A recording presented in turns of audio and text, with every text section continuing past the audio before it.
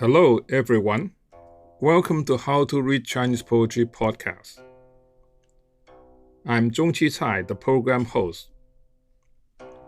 In this podcast program, my colleagues and I aim to introduce cutting-edge scholarship on Chinese poetry to a broad general audience. We will present 52 episodes covering the major poetic genres developed over China's long history. Each episode features close reading of one or more of the best-known Chinese poems, with an aim to illuminate their literary greatness and cultural significance. For all the discussed poems, Chinese text, English translation, romanization, and brief notes are provided at our website, howtoreadchinesepoetry.com. By following the 52 episodes, listener will gain a bird's-eye view of the thematic, formal, and generic evolution of Chinese poetry from antiquity to the modern era. Instruct and delight is what we wish to accomplish in each talk. Without further ado, let's begin.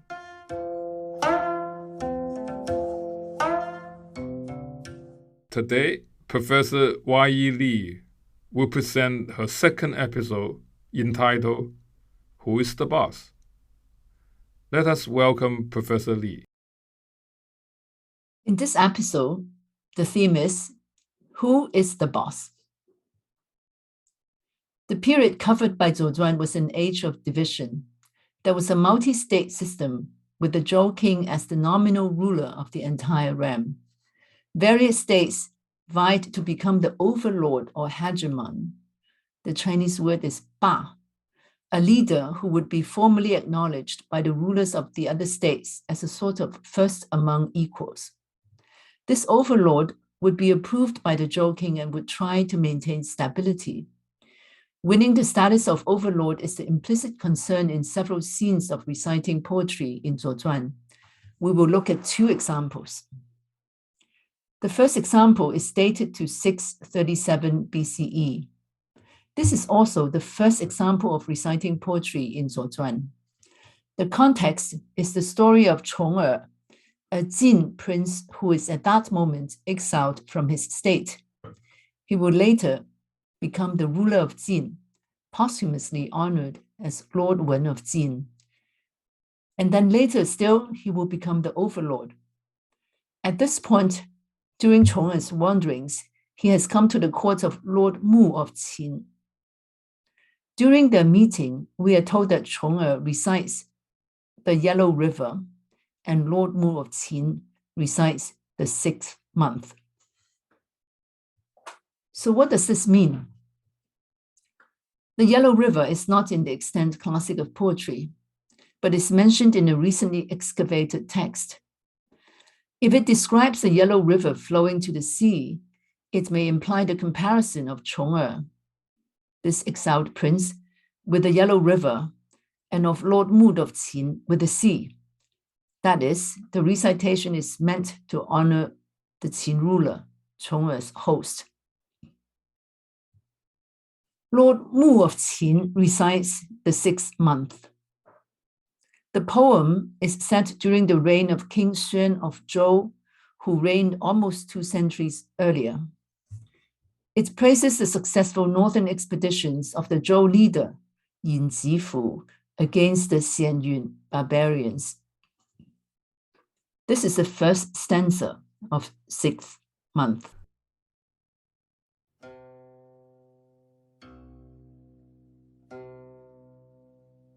Sixth month, first stanza. Disquiet and tumult in the 6th month. The chariots of war are already in order. Our 4 steeds are strong and stalwart. Our carts bear the customary gear of war. The might of the Xianyun is ablaze. That is why we feel the urgency. By royal command, we are going to battle to save the king's realm.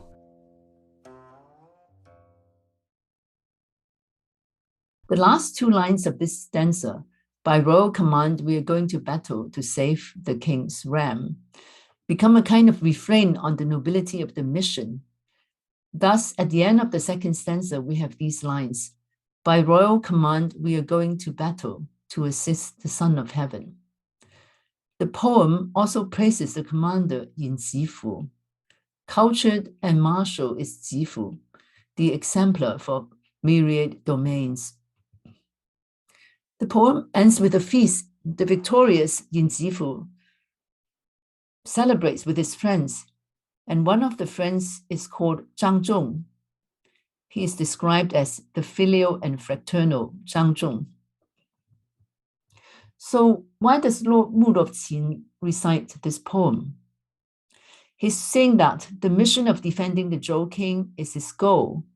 He may be inviting Jin to join this effort. If Chong'e ever succeeds in returning to Jin and becoming the Jin ruler, Lord Mu of Qin seems to be saying, then he can become an ally. Lord Mu may also be comparing himself to Yin Zifu and Chong'e to this filial and fraternal Zhang Zhong. The choreography gets interesting after Lord Mu finishes reciting the 6th month. Chong'e's follower, Zhao Cui, said, Chong'e bows in gratitude for the bestowed gift. Chong'e bowed respectfully, with his forehead touching the ground. Lord Mu descended on the steps and declined the honor.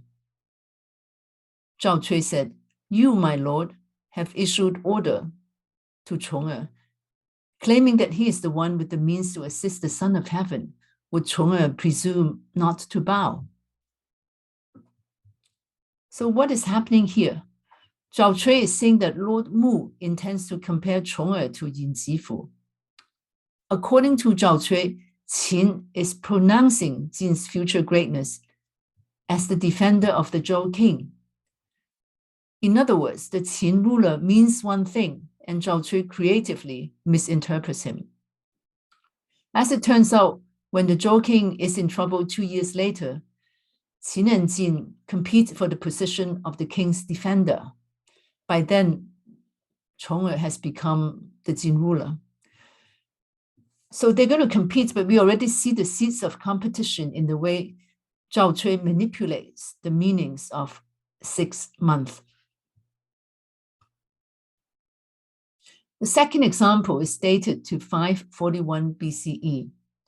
In this scene, the Chu prince, Gong Ziwei, articulates his ambition by reciting a poem and is checkmated by the Jin leader, Zhao Wu. This is the passage from Zhuan. I quote, Gong Ziwei offered Zhao Wu a ceremonial toast and recited the first stanza of Great Brightness. Zhao Wu recited the second stanza of Lesser. Great Brightness, or Daming, is one of the 6 poems in the classical poetry on the founding of Zhou. It tells of the Zhou conquest of Shang. Let's look at the first stanza of Great Brightness.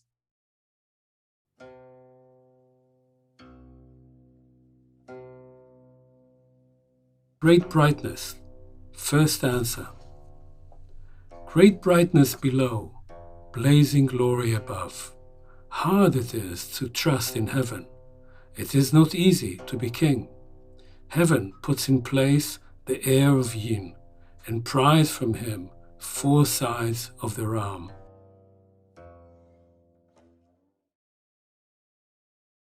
The first 2 lines, great brightness below, blazing glory above, praise King Wen of Zhou. Gong Ziwei is comparing himself to King Wen. By referring to the fall of Shang, he may also be alluding to his ambition to become the king of Chu by getting rid of his unworthy ruler. As it turns out, he does murder his nephew a few months later after this and becomes the king of Chu. So why does Zhao Wu recite in response the second stanza of Lesser? Let's look at these lines first.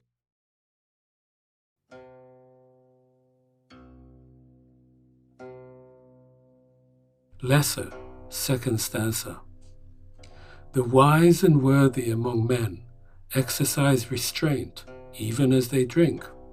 The benighted ones know nothing, become drunk and taken evermore. Let each be vigilant about his bearing. Heaven's mandate does not come twice.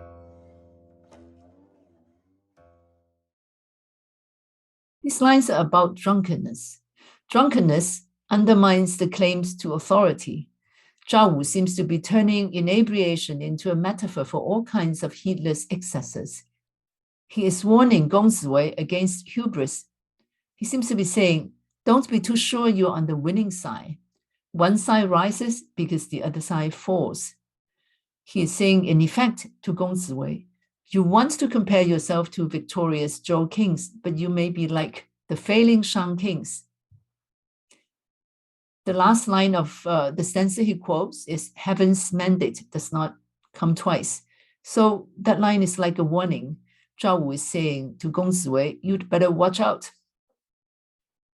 Shortly thereafter, Gong Ziwei assassinates his nephew and becomes the true king. He is going to make a bid to become the overlord. Zhao Wu's warning makes no difference. In that sense, reciting poetry may be just a kind of rhetorical compensation for actual weakness. In the next episode, we're going to see Zhao Wu again. He will be reciting poems with some representatives from some smaller states, and we'll see how that works out. Let us thank Professor Li for such a stimulating talk. Next Tuesday, Professor Li will present her last episode entitled, What Does It Mean to Say I Love You? I hope you enjoyed the talk. Let's relax and listen to a reading of the poems in Mandarin. 诗经小雅六月，六月兮兮，戎驹疾驰。四母睽睽，在世常服。闲云恐赤。我是用疾，王于出征，以匡王国。王于出征，以佐天子。文武集辅，万邦为谢。张众校友。诗经大雅大明，明明在下，赫赫在上。天难沉思，不易为王。天位因事，时不加四方。诗经小雅小婉，人知其盛，饮酒温客。彼昏不知，一醉日复。各尽尔夷，天命不佑。